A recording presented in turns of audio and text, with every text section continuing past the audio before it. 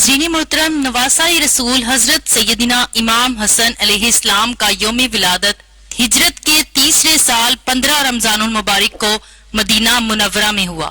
हजरत सैयदिना अली शेर खुदा के बाद आप अहले सुन्नत के मुताबिक 5वें खलीफा बने, जबकि अहले तशी के मुताबिक हजरत सैयदिना इमाम हसन हजरत अली के बाद दूसरे इमाम हैं।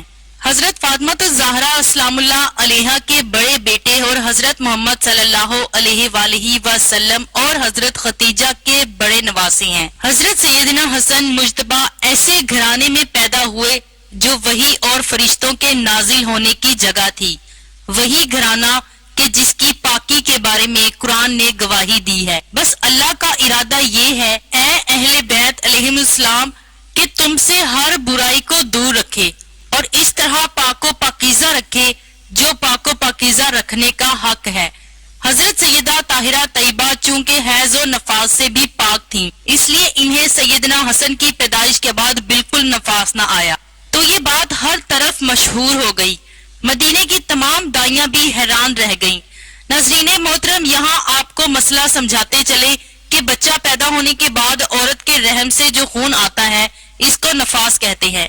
नफास की हालत में औरत के लिए नमाज, रोजा और कुरान करीम की तिलावत करना या छूना जायज नहीं होता। अलबत्ता पाक होने के बाद फर्ज रोजों की कज़ा लाजिम हो गई और इन अयाम की नमाजें औरतों के लिए बिल्कुल मुआफ हैं, इनकी कज़ा भी लाजिम नहीं होगी। नफास की ज्यादा से ज्यादा मुद्दत 40 दिन है और कम से कम मुद्दत की कोई हद नहीं। अगर किसी को एक आध घड़ी खून आकर बंद हो जाए तो वो भी नफास है। लिहाजा अगर किसी औरत को बच्चा की विलादत के बाद 40 दिन के अंदर अंदर खून आए तो वो नफास का है, और 40 दिन के अंदर अंदर जो खून आना बंद हो जाए तो वो पाक समझी जाएगी। 40 दिन या सवा महीना तक नापाक नहीं शुमार होगी, और 40 दिन से बढ़ जाए तो अगर इसका पहला बच्चा है तो 40 दिन नफास का खून होगा और इसके बाद आने वाला खून बीमारी का कहलाएगा। इसमें नमाज वगैरह पढ़नी होगी। और अगर इसका पहले से कोई बच्चा है तो इसके जितने दिन खून आने की आदत है, इतने दिन का खून नफास शुमार होगा और बाकी बीमारी का खून शुमार होगा। अलबत्ता इस नफास के अयाम में खवा वो 40 दिन हो या इससे कम हो, औरत के लिए गुस्ल करना शरीयन मना नहीं है, बल्कि वो ठंडक वगैरह के लिए गुस्ल कर सकती है। हाँ, अगर तिब्बी तौर पर नुकसानदेह हो तो मौलिज के मशवरे पर अमल करना चाहिए। नाज़रीन मोहतरम, इस पैदाइश के बाद लोगों में हजरत सैयदा फातिमा का लक़ब ताहिरा मशहूर हुआ। रसूल पाक सल्लल्लाहु अलैहि वसल्लम ने एक हदीस के जरिए अपने नूरे चश्म हजरत हसन की फजीलत यूं बयान फरमाई है कि हसन मेरा फर्जंद है, वो मेरा नूरे चश्म है, मेरे दिल का सरूर और मेरा समरा है, वो बहिश्त के जवानों का सरदार है, इसका हुक्म मेरा हुक्म है, इसकी बात मेरी बात है, जिसने इसकी पैरवी की इसने मेरी पैरवी की, जिसने इसकी मुखालफत की इसने मेरी मुखालफत की। जब मैं इसकी तरफ देखता हूँ तो मेरे बाद इसे कैसे कमजोर करेंगे, इस याद में खो जाता हूँ, जबकि ये इसी हालत में अपनी जिम्मेदारी निभाता रहेगा जब तक कि इसे सितमो दुश्मनी से जहर देकर शहीद किया जाएगा। हजरत मोहम्मद सल्लल्लाहु अलैहि वसल्लम ने इनका नाम हसन रखा था। ये नाम इनसे पहले किसी का न था। रसूल खुदा सल्लल्लाहु अलैहि वसल्लम इनसे बेपनाह मोहब्बत करते थे। इनका नाम हसन, लक़ब मुज्तबा और कुनियत अबू मोहम्मद थी। रसूल खुदा सल्लल्लाहु अलैहि वसल्लम के घर में आपकी पैदाइश अपनी नौयत की पहली खुशी थी। जब मक्का मुकरमा में रसूल पाक सल्लल्लाहु अलैहि वसल्लम के बेटे एक के बाद एक दुनिया से जाते रहे तो मुशरिकीन ताने देने लगे और आपको बड़ा सदमा पहुंचा। तो आपकी तसल्ली के लिए कुरान मजीद में सूरतुल कौसर नाजिल हुई, जिसमें आपको खुशखबरी दी गई है कि खुदा ने आपको कसरत औलाद अता फरमाई है और मकतूल नस्ल आप नहीं बल्कि आपका दुश्मन होगा। आपकी विलादत से पहले हजरत उम्मुल फजल रजी अल्लाह ताला अन्हा ने ख्वाब देखा कि रसूल पाक सल्लल्लाहु अलैहि वसल्लम के जिस्म का एक टुकड़ा इनके घर आ गया है। उन्होंने रसूल खुदा सल्लल्लाहु अलैहि वसल्लम से ताबीर पूछी तो उन्होंने फरमाया कि अनकरीब मेरी बेटी फातिमा के बतन से एक बच्चा पैदा होगा जिसकी परवरिश तुम करोगी। विलादत के 7वें दिन अकीका की रस्म अदा हुई اور رسول خدا صلی اللہ علیہ وآلہ وسلم نے بحکم خدا اپنے اس فرزند کا نام حسن رکھا۔ یہ نام اسلام کے زمانے سے پہلے نہیں ہوا کرتا تھا۔ سب سے پہلے رسول اللہ کے بڑے نواسے کا نام قرار پایا۔ آپ کی ولادت کے بعد آپ کے نانا حضرت محمد مصطفیٰ صلی اللہ علیہ وآلہ وسلم نے دعا فرمائی کہ اے اللہ اسے اور اس کی اولاد کو اپنی پناہ میں رکھنا۔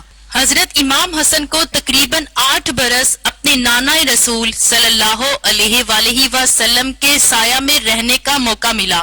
رسالت مآب رسول پاک صلی اللہ علیہ وآلہ وسلم اپنے اس نواسے سے جتنی محبت فرماتے تھے، اس کے واقعات دیکھنے والوں نے ہمیشہ یاد رکھے۔ اکثر محبت اور فضیلت کی حدیں حسن اور حسین دونوں صاحبزادوں کے لیے مشترک طور پر بیان کی گئی ہیں۔ مثلا حسن و حسین جوانان بہشت کے سردار ہیں۔ خداوند میں ان دونوں سے محبت رکھتا ہوں، تو بھی ان کو محبوب رکھنا۔ اور اس طرح کے بے شمار ارشادات پیغمبر کے دونوں نواسوں کے بارے میں کثرت سے ہیں۔ ان کے علاوہ ان کی ایک خصوصیت یہ تھی کہ عام قاعدہ یہ ہے کہ اولاد کی نسبت باپ کی جانب ہوتی ہے، مگر رسول پاک صلی اللہ علیہ وآلہ وسلم نے اپنے ان دونوں نواسوں کی یہ خصوصیت صراحت کے ساتھ بتائی کہ انہیں میرا نواسا ہی نہیں بلکہ میرا فرزند کہنا درست ہے۔ امام حسن کی ایک غیر معمولی صفت جس کے دوست اور دشمن سب مترف تھے، وہ یہی حلم کی صفت تھی جس کا اقرار مروان بن الحکم نے بھی کیا، جو کہ اموی خانوادے سے تعلق رکھتا تھا۔ خیال رہے کہ بنی ہاشم اور بنی امیہ کے درمیان ہمیشہ ایک مخاصمت کی فضا قائم رہی۔ حکومت شام کے حامی صرف اس لیے جان بوجھ کر سخت کلامی اور بد زبانی کرتے تھے کہ امام حسن کو غصہ آ جائے اور کوئی ایسا اقدام کر دے جس سے آپ پر عہد شکنی کا الزام عائد کیا جا سکے اور مسلمانوں کے درمیان جنگ کے شعلے بھڑکائے جا سکیں۔ مگر آپ ایسی صورتوں میں حیرت ناک قوت برداشت سے کام لیتے تھے جو کسی عام انسان کے بس کی بات نہیں۔ آپ کی سخاوت اور مہمان نوازی بھی عرب میں مشہور تھی۔ آپ نے 3 مرتبہ اپنا تمام مال راہ خدا میں لٹا دیا اور 2 مرتبہ تمام ملکیت یہاں تک کہ اساس البیت اور لباس تک راہ خدا میں دے دیا۔ امام حسن کا زمانہ ایک ایسا آشوب دور تھا۔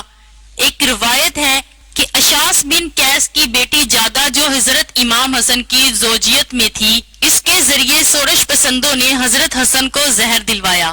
زہر اس قدر قاتل اور سریع الاثر تھا کہ امام حسن کے کلیجے کے ٹکڑے ہو گئے اور خون کی الٹیوں میں گوشت کے لوتھڑے آنے لگے۔